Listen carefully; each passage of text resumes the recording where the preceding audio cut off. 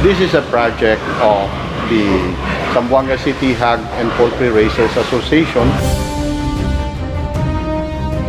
wherein we are encouraging local farmers to do local hog raising, hog production.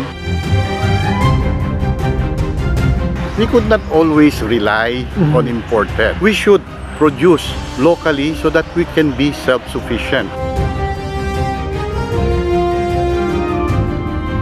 Actually, this is a good news to those who are wanting to engage also in this hog raising, because this is I think the project of the government, the Philippine government, in order to uplift the standard of the meat production, and also I think the food security, which is the issue now in our place.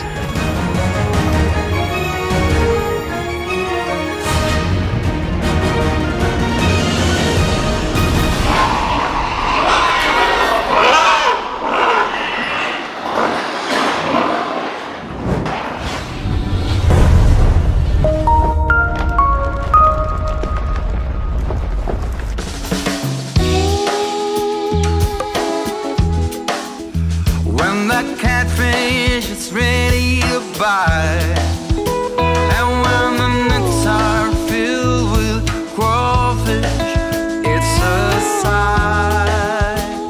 Hi guys, it's a beautiful day once again, and welcome back to Dexter's World channel. Actually, I am so happy today to visit this prestigious piggery here in our place. This is owned by the Zamboanga City Hog and Poultry Raisers Association, and with me now is no less than the president of the association, Mr. Eric Harina. He's sharing with us today how he operates this kind of business and how he manages his time. Little later, you will see that he will also be revealing some basic tips on how to run this business.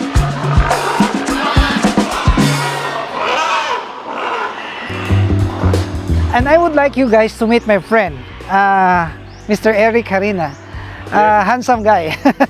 Good morning, Dexter. No? Yeah. It's a privilege, and I'm very happy to be a part of Dexter's World. This piggery is a project of the Zamboanga City Hog Raisers and Poultry Raisers Association. This project is to encourage local production. Yes, yes. Individuals who would like to engage in hog raising, so we will give them the opportunity to do so by helping them, with the breeders. We will produce the breeders, and we will give the breeders to qualified recipients. Wow, that's good. So you're giving that for free to qualified recipients? Yeah, we will be giving that for free.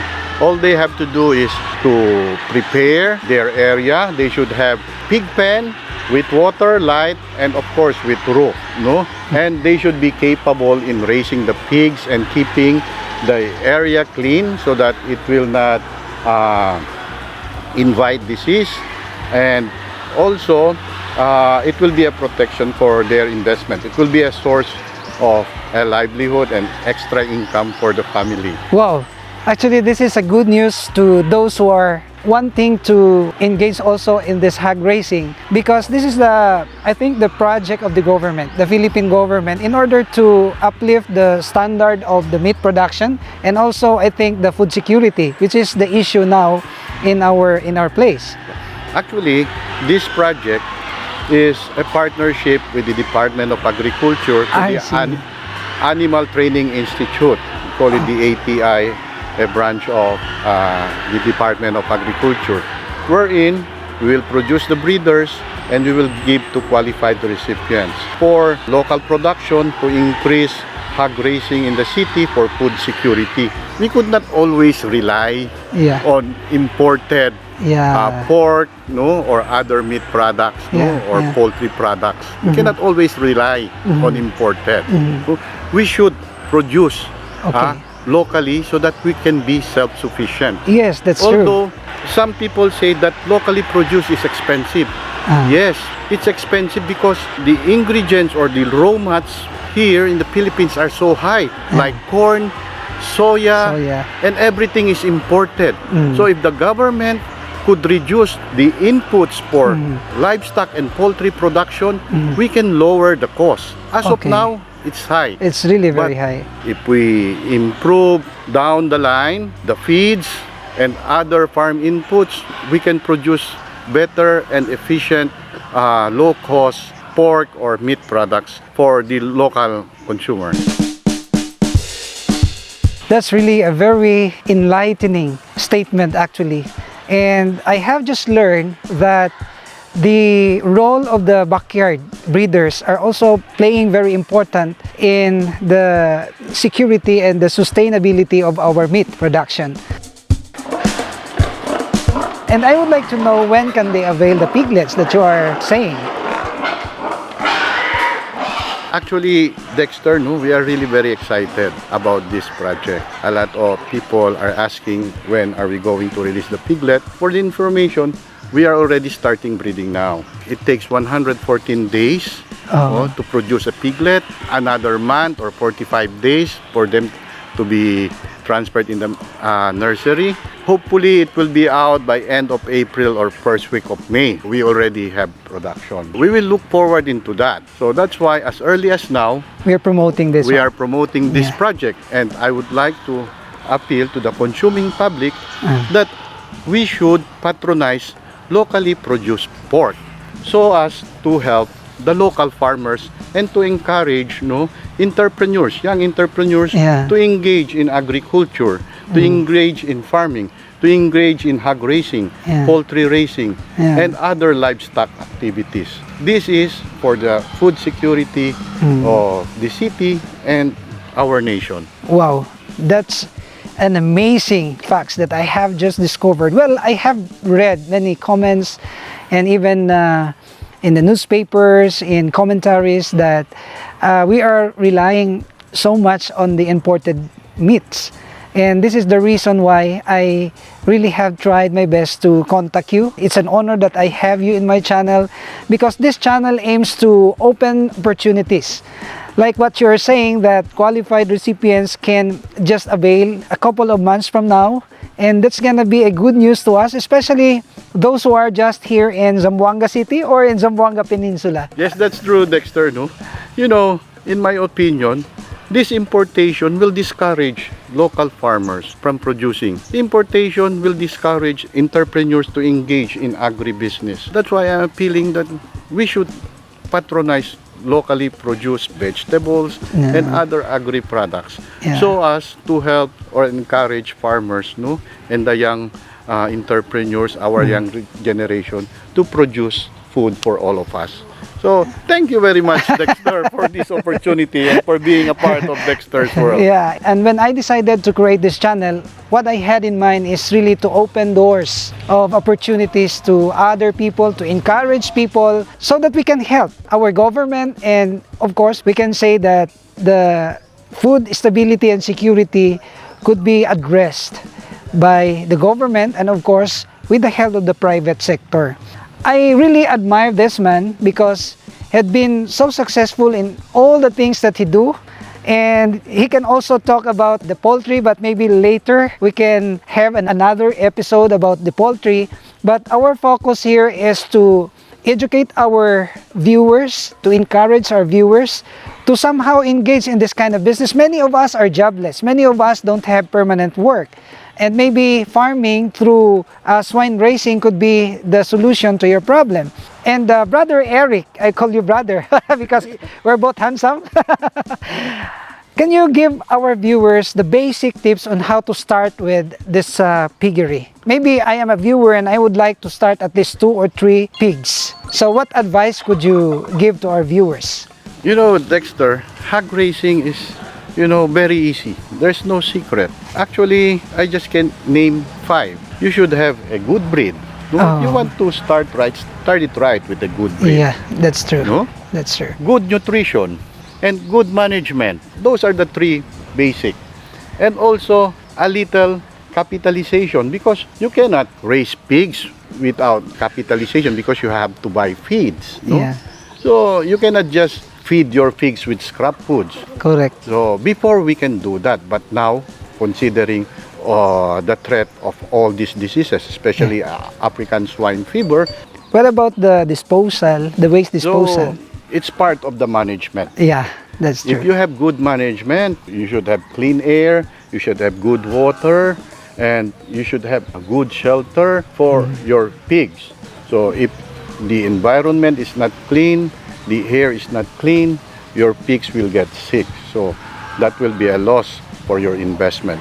So if you like to seek further advice, if you are interested in hog farming or backyard pig raising, you can become member of our association and you will be entitled to be recipient of this project wherein we are giving breeder pigs to qualified recipients. Actually, I'm asking help of Dexter so that we'll be able to organize a seminar for hog raising. For those interested, if we have a good number, then we can schedule a seminar for basic hog raising. Wow. So, good luck to all of us. That's a good news, really. And can you drop some number or Facebook page where people can just contact or inquire about all these projects that they are maybe wanting to accomplish also? I think, Dexter, no, with your permission, if you will allow us, no, since you are a friend, they can approach you. Yeah. You can be a medium Yeah. to connect us Yes. to this project, and Yeah. we will be thankful that you will be facilitating this for the hog industry here in Zamboanga. Yeah.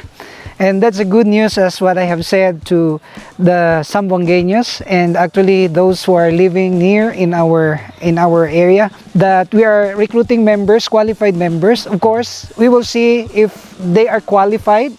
The thing is, you are qualified, and those qualifications were already mentioned by our friend, and you can just drop your comment. If you would like to be part of this project, you can just drop your number on the comment section and we will contact you, and that's a promise. And we will grow together, we will invest together, and of course we can maximize our production, and eventually we can maximize our income. We will have good income out of this project. So that's our dream.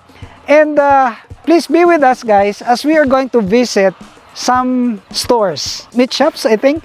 Dexter and I will be going around to see how the meat vendors are doing with their sales. We will see and we will encourage buyers to buy locally produced meat than imported. Yeah. Because That's our locally produced is fresh, right? And it's clean. clean. Yeah. We know that because we produce it here locally. Yes, and we have this regulation monitoring the slaughterhouses, of course, Yes. and the way they were slaughtered are strictly monitored by our government. So that's an encouragement. So come on, let's go to the meat stores and we will distribute some t-shirts. Some t-shirts. Yeah, and we will also encourage them and we will let them feel our support for this industry. So come on, let's go.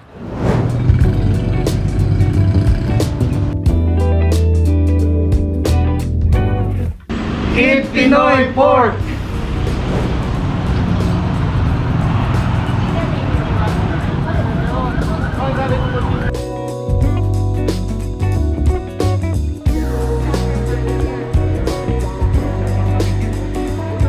Eat Pinoy pork! Oh. Eat Pinoy pork! Eat Pinoy pork! So thank you, Eric, for bringing me into your world. Thank you very much, Dexter. Yeah. It's really fun. You Yeah. know, I had fun, but it's a little bit tiring to go around visiting our meat vendors, encouraging them to help the local farmers. Yes. It's really a great help. Yes. Your channel, Dexter's World, is a medium and a blessing to a lot of people and industry, like our hog industry, like the local farmers. You are able to help us by helping us promote locally produced hogs, pork. Yeah. So for food security, thank you very much for helping the And- local farmers. Yeah. And I think it's an opportunity that you can greet also our friends in the US Yeah, my friend Jerry. Jerry, You hi. know, I'm here with Dexter, Dexter's World. Jerry, wait for us. We'll go and eat your pizza in New York. Yeah. Okay? And you guys can see that we made an effort to really educate, to encourage, to inspire. And this is another opportunity for us to learn together. I have learned a lot from him, and I'm so thankful. And if you are not subscribed to this channel, may we humbly ask you to please subscribe and hit that notification bell, because we're uploading videos every 3 to 5 days only here at Dexter's World.